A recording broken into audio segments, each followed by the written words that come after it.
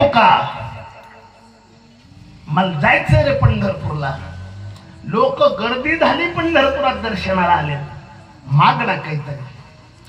तू कोबर म्हणले जा मग कोण काय म्हणले तुला, पण तुला दिल्याशिवाय इथून जाणार नाही. तू कोबर म्हणले मी मागणार नाही रे. महाराज अर्धा दिवस झाला, अर्धा तास नाही, देव जेवण झालं तू कोबराच्या दारात उभा आहे. मागण्याची आस पाहे मुखाकडे, चिंतिल्या रोकडे पुरावीत. काय अधिकार असेल माझ्या तुकोबाराचा? अरे ज्या तुकोबारांना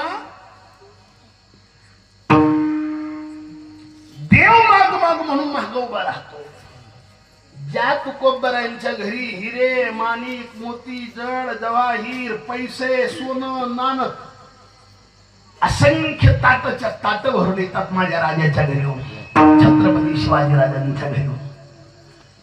आणि त्या ताटाकडे पाहिलं तुकाराम महाराजांना, ताटांना नमस्कार केला.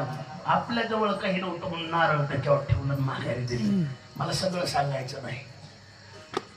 राजा तुकोबारांच्या घरी जेव्हा राजा यायच्या आधी 2 दिवसांना तयारी व्हायची. तो माझा राजा तुकोबारांच्या घरी जमिनीवर बसून जेवला. तुकोबारांचा अधिकार कमी का?